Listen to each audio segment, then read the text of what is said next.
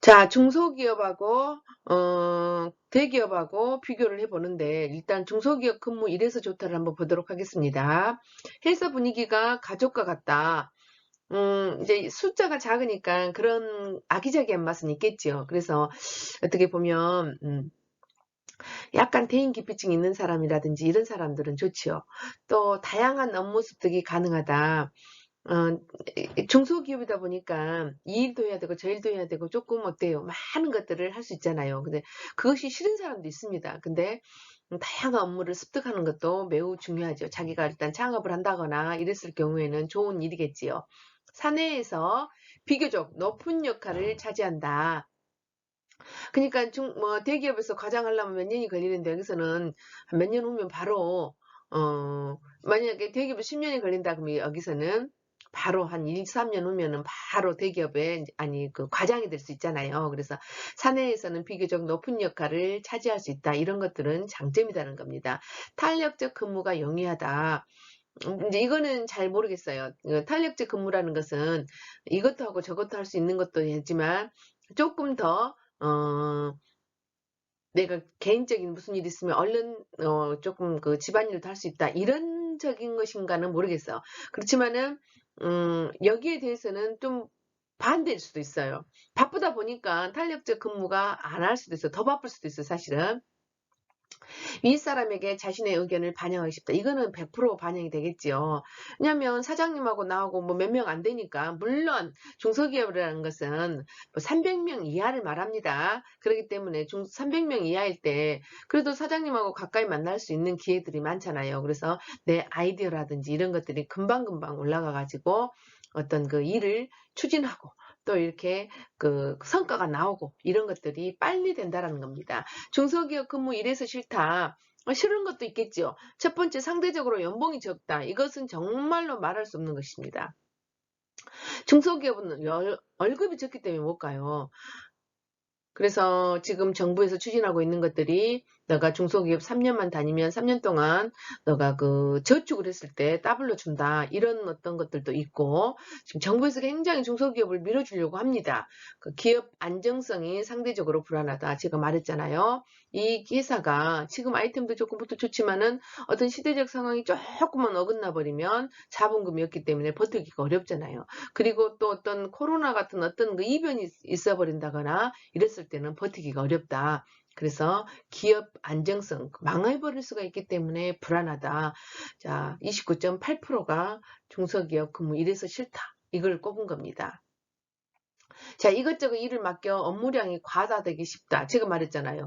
사내에서 비교적 높은 역할을 하고 업무 습득이 많지만 결과적으로 이것저것 하다 보니까 업무가 많을 수밖에 없다. 그럴 수도 있다라는 겁니다. 뭐 그렇지 않을 수도 있지만 그리고 복리후생 혜택이 조금 약하다는 겁니다. 어쨌든 자본이 부족한 회사이기 때문에 복리후생이 약하지요. 그래서 예를 들어서 여행을 가더라도 뭐 대기업 직원들은 곳곳에 호텔이 계약이 맺어 있어가지고 거의 무료로 이렇게 다니고 있는데 복리후생이 약하기 때문에 우리가 여행을 하더라도 우리는 다 내 돈 주고 다녀야 되잖아요. 이런 복리후생들이 약하다. 그리고 내 자녀에 대해서 대학까지 학비를 대주냐 이런 것도 약하다라는 겁니다. 결과적으로 그렇다면 연봉이 더 적은 거잖아요.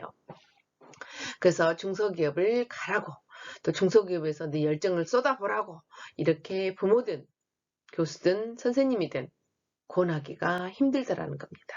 그래도 열정이 있다면 한번 도전해볼 필요는 있겠지만 우리가 너 중소기업 가야 할 수는 없다라는 겁니다. 그래서 이런 장단점이 있기 때문에 여러분들이 선택을 하셔야 합니다.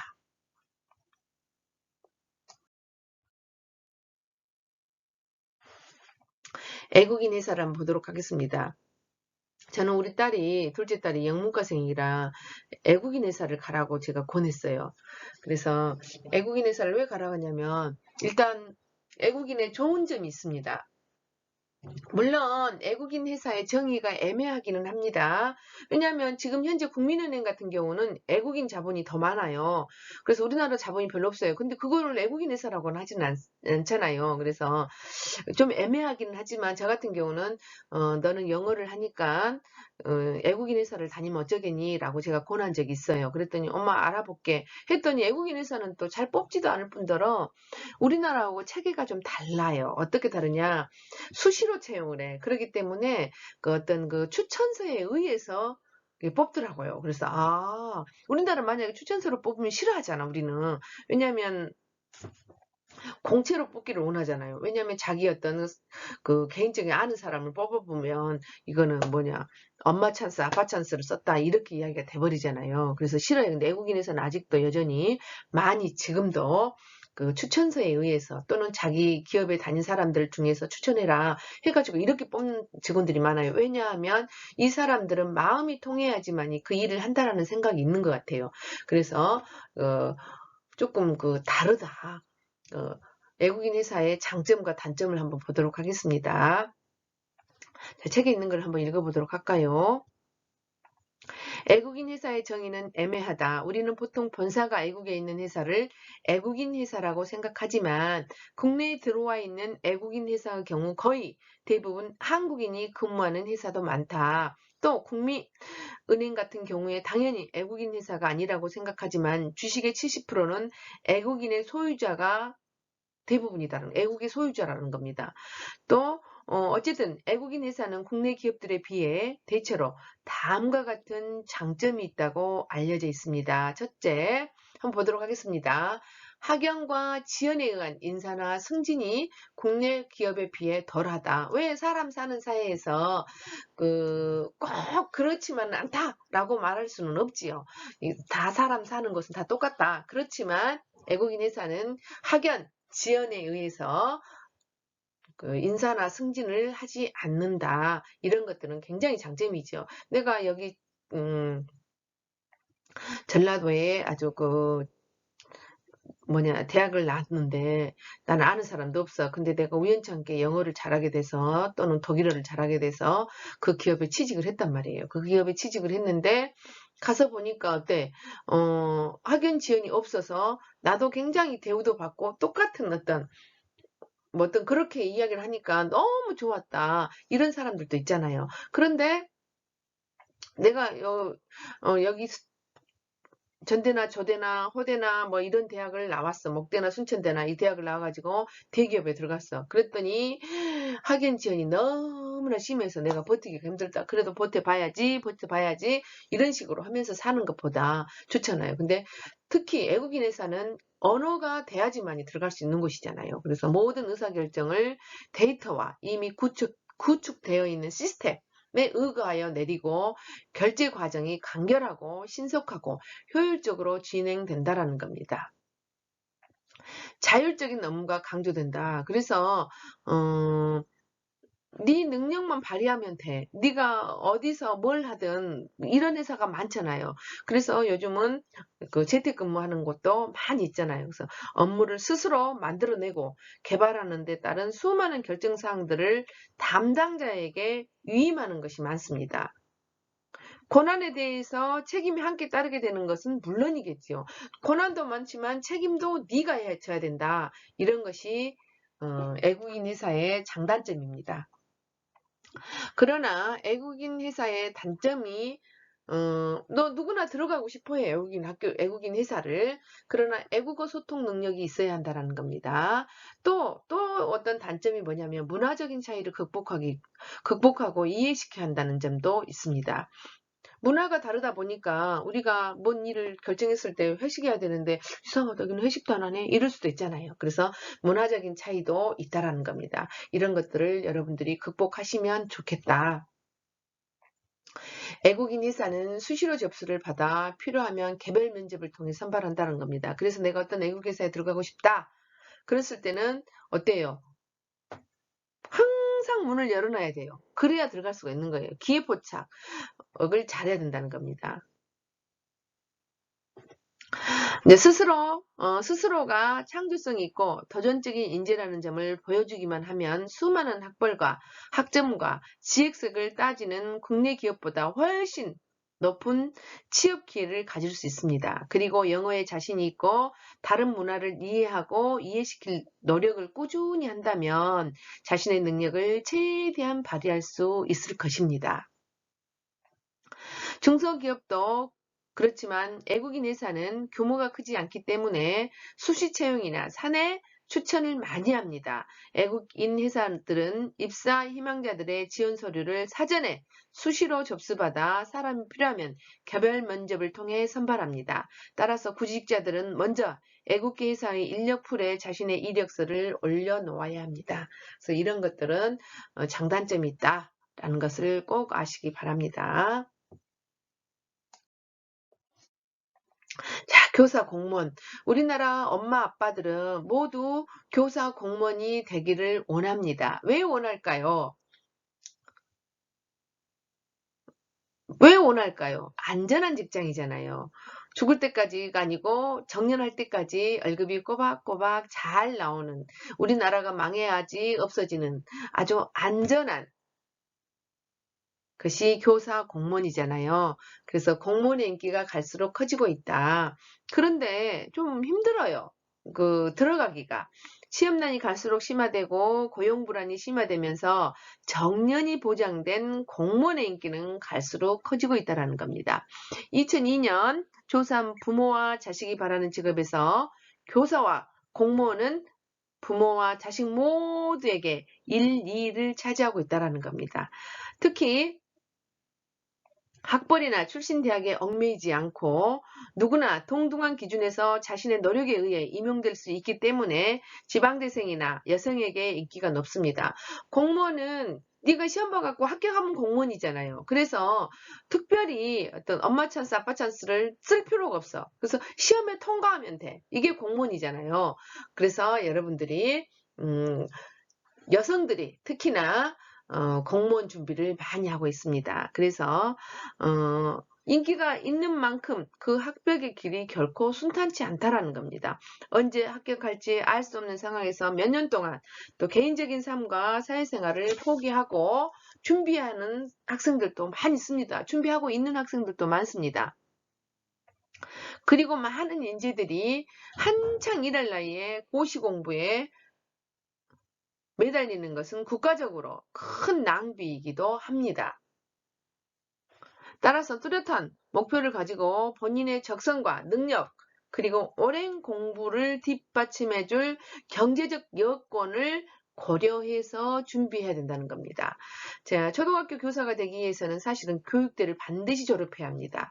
중고등학교 교사가 되기 위해서는 사범대를 졸업하거나 일반 학과에서 교직이 열려있는 데가 있잖아요. 교직 과정을 이수해야만 교사 자격증을 갖고 있어야지만이 임용고시를 볼 수 있는 자격이 주어집니다. 물론 교육대학원에 들어가서 자기 과가 개설이 돼 있으면 거기서 2년 반을 졸업하면은 교사 자격증이 나옵니다. 그리고 논문을 써야 나오겠죠. 대학원부터는 논문을 써야 되니까. 그리고 이제 사립학교의 경우에는 교사 자격증이 있으면 공개 채용이라든지 추천에 의해 교사가 될 수 있습니다.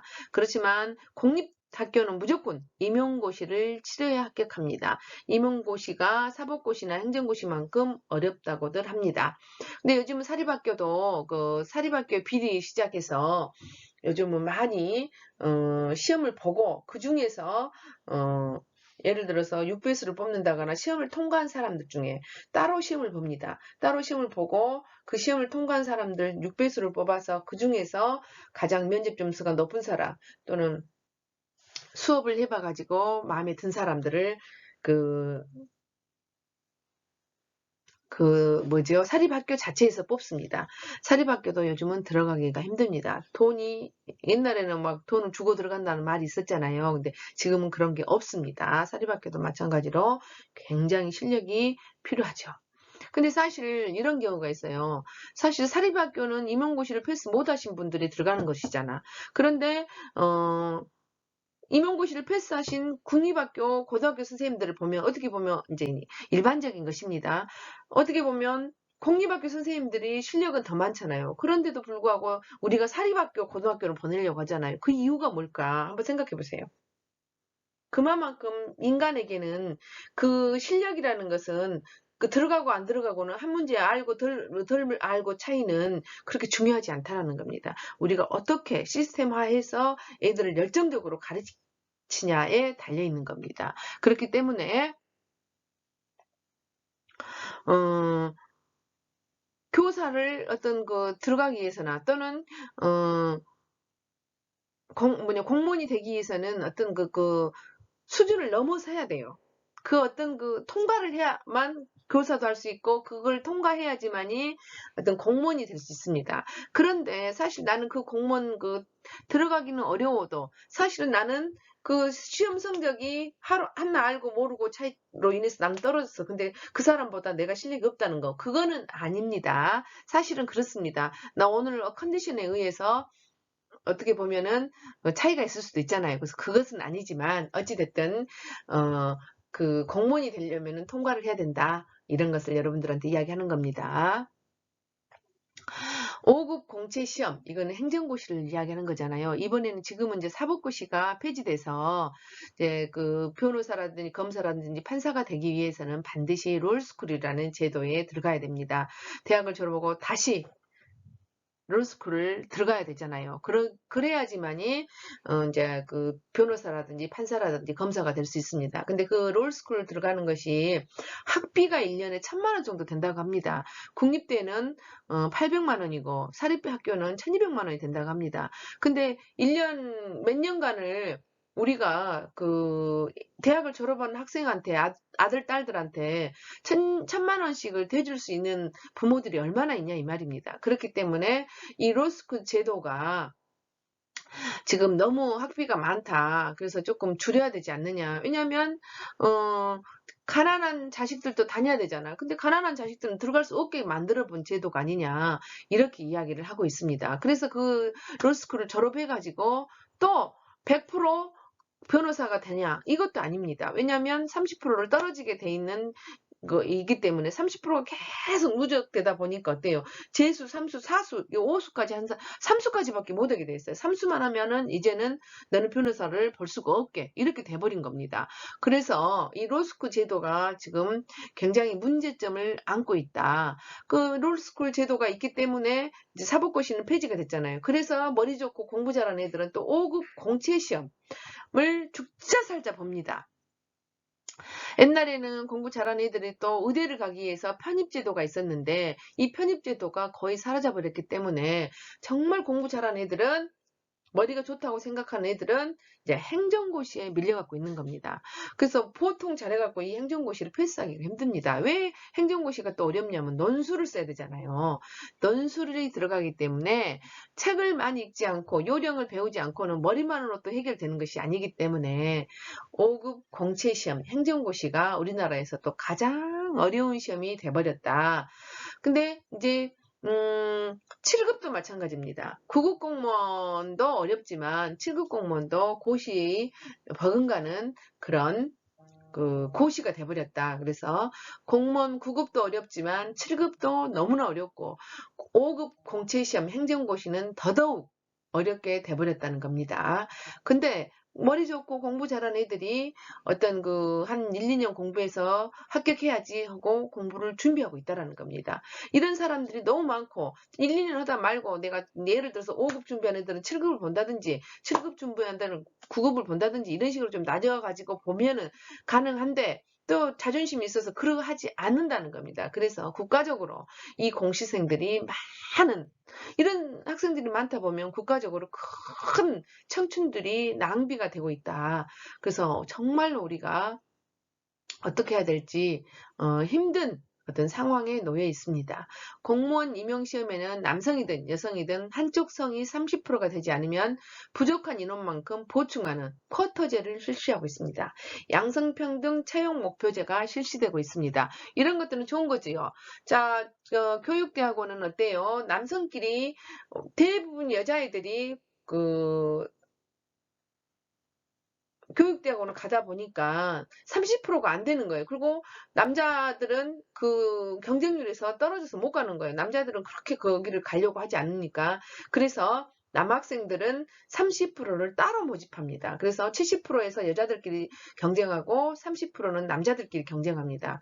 그래서 남학생들은 여학생에 비해서 약간 점수가 낮다고 합니다. 이것도 하나의 양성평등의 채용 목표는 아니지만, 왜냐하면 학교가 너무 여성화되면 안 되잖아요. 남성이 50%, 여성이 50%인 이 사회에서 학교 교사도 50%는 50% 되면 좋잖아요. 근데 50%는 안 되고 최소 30%는 돼야 되지 않겠냐 해서 이렇게 양성평등 채용 목표제를 만들기 위해서 50% 선에 맞추기 위해서 될 수 있으면 이런 30%를 쿼터제를 두고 있다라는 겁니다. 그래서 초등학교 교사는 교육대를 졸업해야 하고, 중고등학교 교사가 되기 위해서는 사범대라든지 일반 대학에서 교직을 이수를 해야지만이, 또 일반 학과 교직 과정을 이수해야지만이 교사가 될 수 있다라는 겁니다.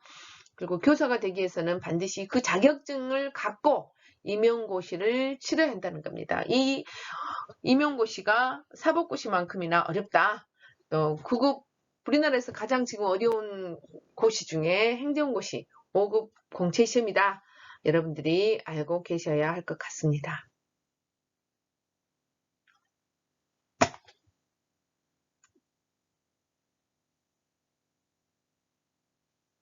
자, 지금까지 공무원이 되는 길은 두 가지였다. 경쟁률이 높고 오랜 준비 기간이 필요한 5급 공채시험, 이른바 행정고시를 말합니다. 비롯하고 7급과 9급 등 공채를 거치는 것과 민간 부분에서 경력을 바탕으로 특별 채용되는 방식이 있다는 겁니다.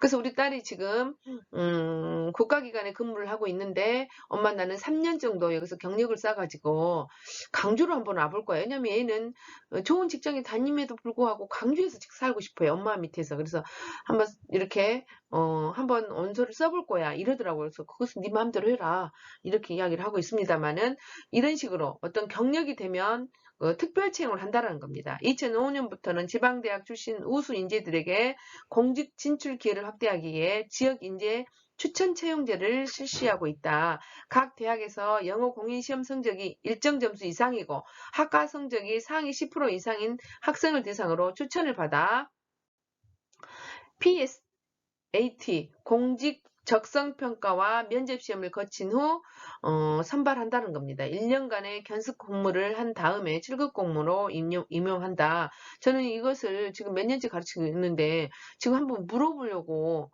지금 이런 제도가 진짜 지금도 있나 한번 물어보고 싶더라고요.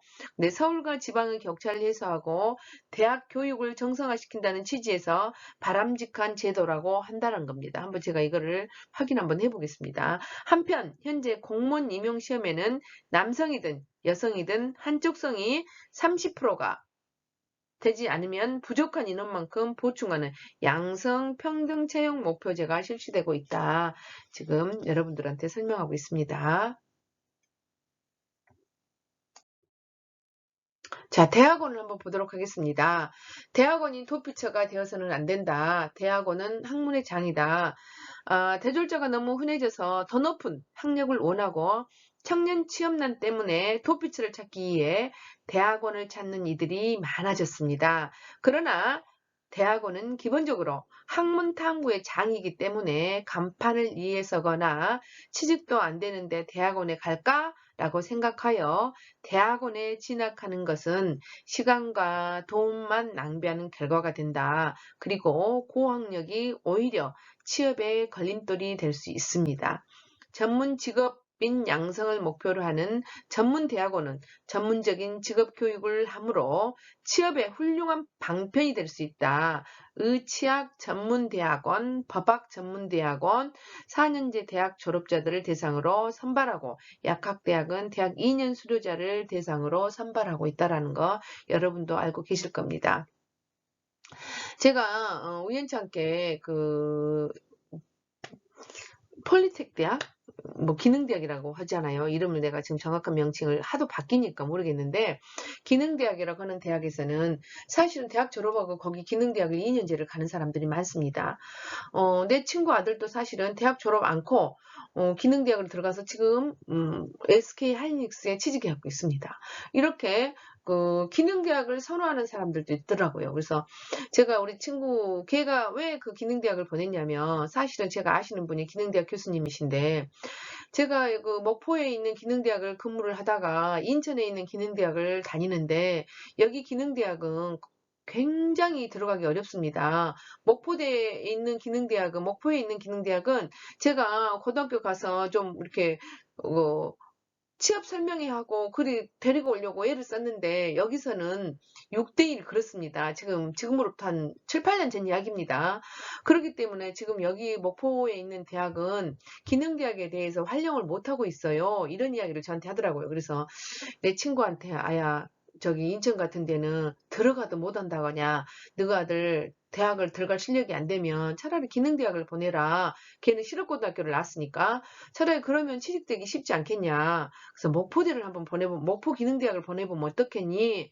제가 그 애한테 권했어요. 그랬더니 그래 아이 그럼 한번 넣어볼까? 그랬더니 그때는 또 마침 과가 셌든가 못 들어갔어요. 그래가지고 그 뭐라 그러죠? 후기 뭐라 그러지요? 번호 탄 순서대로 기다리고 있었어요. 근데 아이고 누가 그만둘라 하고 있었는데 누군가가 그만둬가지고 그 예비 번호를 타가지고 들어간 케이스예요. 그런데 대학 졸업도 하기 전에 SK 하이닉스를 들어가 버렸던 거예요. 그래서 나한테 너무 고맙다 이야기를 합니다. 그래서 취직이 안 되면 어떤 기능대학을 한번 들어가 보는 것도 좋은 케이스가 아닌가. 근데 전기과 같은 경우는 들어가기 너무 어렵다 하더라고요. 성적이 좋아야지만 들어간다고 하더라고요. 거기에 제가 여기 강주에 있는 기능대학 전기과 교수님이 그러시더라고요. 그때 제가 물어봤어요. 아니 우리 친구 아들이 이러이러한데 거기는 어쩐가요? 하고 물어봤더니 거기는 들어갈 수가 없어요. 그 성적으로는 못 들어옵니다. 그래서 제가 목포대를 그러면 가거라. 목포대에 있는 기능대학을 가거라 했던 거예요. 그래서 참 좋은 케이스입니다. 그래서 또 어떤 아는 교감 선생님인데 저 우리 아들 기능대 보냈어요. 엄청 마음 편하고 좋아요. 이렇게 말씀하시더라고요. 그래서 어머 기능대학 다녔다고 저한테 제가 물어보도 안 했는데 자랑치시네.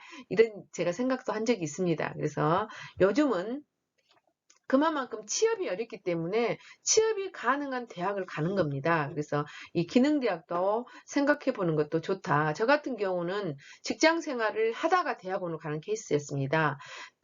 직장 생활을 제가 대학교 4학년 10월에 취직이 됐는데 취직을 하다 보니까 어때?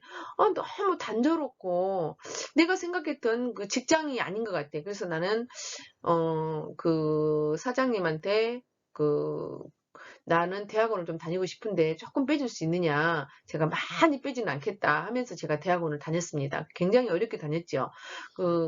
그때 시대에는 내가 88년에 대학원을 다녔으니까 그때는 차가 없기 때문에 택시를 타고 왔다 갔다 했었어요. 그래서 택시비만도 만만치 않고 또 학비도 만만치 않잖아요. 그렇기 때문에 굉장히 어렵게 사실은 대학원을 졸업을 했었습니다. 근데 우리 딸 같은 경우는 지금 제가 학비를 대주면서 대학원을 가라고 합니다. 왜냐하면 조금 발전을 하기 위해서 공부를 계속 너는 해야 된다. 이렇게 제가 푸시를 하고 있는 케이스입니다. 그래서 대학원은 공부를 하는 장이겠지 토피처는 아니다. 그래서 대학원을 다녔기 때문에 내가 또 공부를 계속할 수 있었지 않을까. 석사도 하고 박사도 할지 않았을까. 그래서 여러분들 앞에 서지 않았을까 이런 생각을 합니다. 그래서 공부를 하는 것이 목적이지 대학원이라는 것은 물론 대학원 나와가지고 대학원 출신자를 뽑기도 합니다. 그래서 내가 아는 애도 아빠가 교수인데 길을 어떻게 아셨나 봐. 아들을 대학원도 보내고 박사학위까지 어떻게 보내더라고요. 그래서 이번에 진흥원인가 어딘가 들어갔다고 하더라고요. 그 박사를 뽑는 케이스도 있더라고요. 그런데 이것이 석사도 물론 논문을 써야 되고 박사도 논문을 써야 됩니다. 그 논문을 통과하기가 그리 만만치 않습니다. 그래서 그 대학원이나 석사나 박사는 공부를 좀 좋아해야지만이 다녀야 된다. 저는 이렇게 생각합니다.